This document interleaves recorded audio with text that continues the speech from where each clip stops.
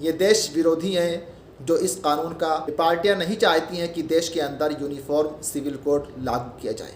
अस्सलाम वालेकुम वरहमतुल्लाहि वबरकातुहू। जैसा कि आप हजरात जानते ही हैं कि 2024 लोकसभा चुनाव का वक्त आने वाला है। हमारे मुल्क के प्रधानमंत्री नरेंद्र मोदी जी एक बार फिर प्रधानमंत्री का सपना देख रहे हैं। हालांकि सपना देखना कोई बुरी बात नहीं है, देखना ही चाहिए भाई, और मैं चाहता हूं कि पूरा भी हो जाए ताकि जो कुछ थोड़ा बहुत कसर बाकी है वो भी पूरा हो जाए। बहरहाल आगे बात करते हैं। चुनाव जो है कोई छोटा मोटा चुनाव तो है नहीं, एक बड़ा चुनाव है, तो इस वजह से इसकी तैयारियां भी ज़ोरों शोर से हो रही हैं और सभी पार्टी के लोग तैयारियां कर रहे हैं। खासकर हम बीजेपी की बात करेंगे। बीजेपी विकास के साथ साथ हिंदुत्व के मुद्दे को भी, उनके एजेंडे को भी साथ में लेकर चल रही है और हिंदुत्व का एजेंडा जो है वो चुनाव में तो नज़र आने वाला ही है। बहरहाल नज़र आ रहा है, ऐसी बात नहीं है, लेकिन जो कुछ बाकी है वो और तरीके से नज़र आने वाला है। 2019 के चुनाव में बीजेपी के जो सबसे अहम मुद्दे थे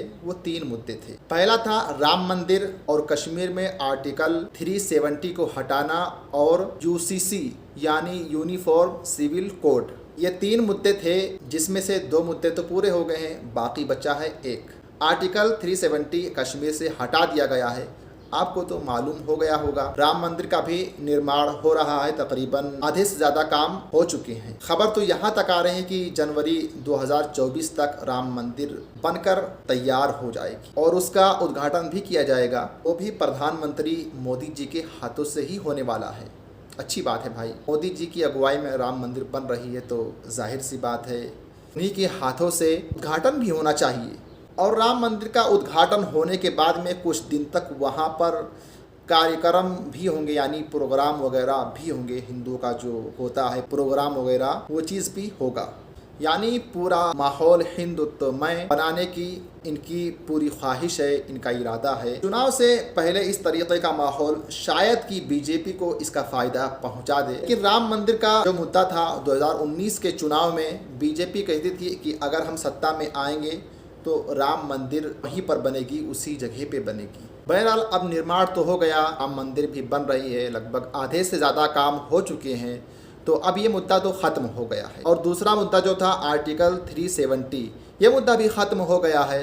अब इसके बाद में बारी आती है यूनिफॉर्म सिविल कोड की और इसको लेकर चर्चाएं भी शुरू हो गई हैं। लेकिन इससे पहले एक खबर आप लोगों को और बताना चाहता हूँ। योगी आदित्यनाथ यूपी के सीएम अयोध्या गए थे और उन्होंने कहा है कि दुनिया में सबसे अच्छी जगह, सबसे खूबसूरत जगह अगर कोई होगी तो अयोध्या की सरजमीन होगी। अयोध्या को ऐसा संवारा जाएगा, इस तरीके से उसको सजाया जाएगा कि दुनिया की सबसे अच्छी जगह मानी जाएगी। साथ ही साथ उन्होंने ये भी कहा है कि धार्मिक नगरी है, यहाँ पर शराब और मीट यानी जिसको गोश्त कहा जाता है, यहाँ पर बिकना बंद होना चाहिए। तो हो सकता है कि राम मंदिर के उद्घाटन के बाद में शराब और मांस वगैरह बिकना बंद हो जाए। अब चलते हैं यूनिफॉर्म सिविल कोड की तरफ। ये मुद्दा एक बार फिर से उठना शुरू हो चुका है। विधि आयोग ने देश के धार्मिक संगठनों से उनके विचार मांगे हैं। 1 महीने का समय दिया गया है। धार्मिक और राजनीतिक संगठन और देश के लोग विधि आयोग को अपने अपने विचार देंगे। 1 महीने का समय है, देखते हैं कि 1 महीने के बाद में क्या फैसला आता है। अल्लाह की क्या मर्जी हो। यूनिफॉर्म सिविल कोड लागू होने की चर्चाएं शुरू हो चुकी हैं। हालांकि इसको एकदम से पूरी तरीके से लागू करना पॉसिबल नहीं है, कोई आसान नहीं है, लेकिन हो सकता है शायद चुनाव से पहले एक ऐसा माहौल बनाया जाए यूनिफॉर्म सिविल कोड को लेकर, शायद बीजेपी अपने साथ एक बड़े समुदाय को जोड़ने में, उनका समर्थन पाने में कामयाब हो जाए। आखिर विरोध क्यों होता है इस यूनिफॉर्म सिविल कोड का, आइए जानते हैं विस्तार के साथ में। दोस्तों, हमारे देश के अंदर सभी धर्मों के अलग अलग कानून हैं, उनके अलग अलग पर्सनल लॉ बोर्ड हैं। जैसे मुस्लिम पर्सनल लॉ बोर्ड है, वैसे हिंदू का एक पर्सनल लॉ बोर्ड है, वैसे क्रिश्चियन का, हर धर्म हर मज़हब वाले का अलग अलग पर्सनल लॉ बोर्ड है। मैं आपके सामने एक छोटा सा एग्जाम्पल रखना चाहता हूँ, शादी का एग्जाम्पल रखना चाहता हूँ। जैसे मुस्लिम पर्सनल लॉ बोर्ड में ये नियम है कि अगर किसी शख्स के 1 बीवी होती हैं तो वो 2 और 3 या 4 बीवियाँ रख सकता है एक साथ में। लेकिन हिंदू पर्सनल लॉ बोर्ड में है कि अगर किसी शख्स को एक औरत है, उसकी एक बीवी है, तो दूसरी शादी नहीं कर सकता है उसके ज़िंदा रहते होते हुए। अगर वो मर जाती है, अगर वो औरत किसी वजह से, बीमारी की वजह से अगर मर जाती है, किसी वजह से मर जाती है, तो दूसरी शादी कर सकता है।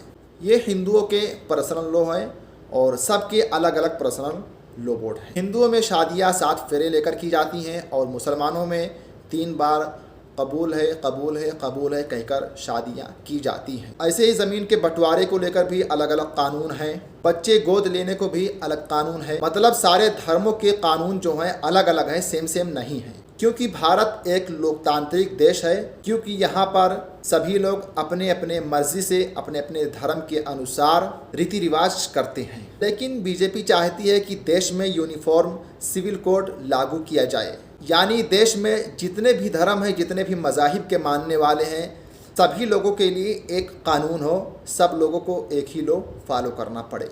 यानी जो शादी का कानून हिंदुओं के लिए हो वही मुसलमानों के लिए, वही सिखों के लिए, वही ईसाइयों के लिए भी कानून हो। जो तलाक का कानून मुसलमानों का हो, हिंदू का हो, वही ईसाइयों और सिखों का भी होना चाहिए। मतलब एक कानून हो सभी धर्मों के लिए, सभी मजहब के मानने वालों के लिए। अब विरोध इसका इसलिए होता है, खासकर मुस्लिम समाज को आगे किया जाता है कि मुसलमान इसका विरोध करते हैं। विरोध इसलिए करते हैं क्योंकि मुस्लिम संगठनों का मानना है कि जब एक समान कानून लागू हो जाएगा, तो यानी यूनिफॉर्म सिविल कोड लागू हो जाएगा, तो मुसलमानों के शरिया कानून को ख़त्म कर दिया जाएगा, उसको निस्तो नाबूद कर दिया जाएगा और मुसलमानों के ऊपर वही कानून थोपे जाएंगे जो हिंदुओं का कानून है। जो हिंदू धर्म के कानून है वही कानून, वही नियम मुसलमानों के ऊपर भी लागू किया जाएगा। इसीलिए यूनिफॉर्म सिविल कोड का विरोध ज़्यादातर मुस्लिम संगठनों की तरफ से किया जाता है। अब अगर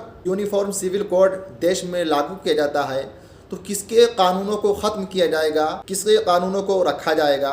क्या यूनिफॉर्म सिविल कोड लागू होने के बाद क्या मुसलमान सिर्फ एक ही शादी कर पाएगा?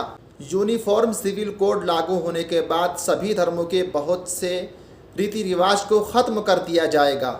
सिर्फ एक ही कानून होगा सभी धर्मों के लिए। अब इसी एजेंडे को शायद 2024 के चुनाव से पहले उठाया जाएगा, क्योंकि और कोई एजेंडा बचा ही नहीं है। और इसको एक बड़ा मुद्दा बनाने के लिए हमारा मीडिया, जिसको गोदी मीडिया कहते हैं, बैठा हुआ ही है। लंबी चौड़ी डिबेट्स होंगी, नेता लोग आएंगे, एक ऐसा माहौल बना दिया जाएगा कि बीजेपी देश में एक ऐसा मुद्दा लेकर आई है, बीजेपी उसका समर्थन कर रही है और सारी विपक्षी पार्टियां जो उसके खिलाफ हैं सब देशद्रोही हैं। ये पार्टियां नहीं चाहती हैं कि देश के अंदर यूनिफॉर्म सिविल कोड लागू किया जाए। ये देश विरोधी हैं जो इस कानून का बहिष्कार कर रहे हैं। इस तरीके की बहुत सारी बातें आने वाले दिनों में हमारे और आपके सामने पेश होने वाली हैं। ऐसा माहौल हमारे सामने आ सकते हैं।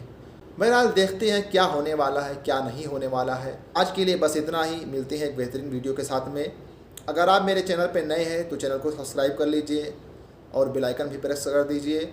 इसका कोई पैसा नहीं लगने वाला है, इससे हमारा ही फ़ायदा है। फ़ायदा ये है कि अगर आप मुझे फॉलो करते हैं, सब्सक्राइब करते हैं मुझे अगर आप, तो हमारी वीडियो ज़्यादा दूर तक जाएगी और ज़्यादा से ज़्यादा लोग हमारे इस चैनल पे विज़िट करेंगे और हमारी वीडियो को देखेंगे। मिलते हैं एक बेहतरीन वीडियो के साथ में। तब तक के लिए इजाज़त चाहते हैं। अपना ढेर सारा ख्याल रखिएगा। अस्सलाम वालेकुम रहमतुल्लाहि व बरकातुहू।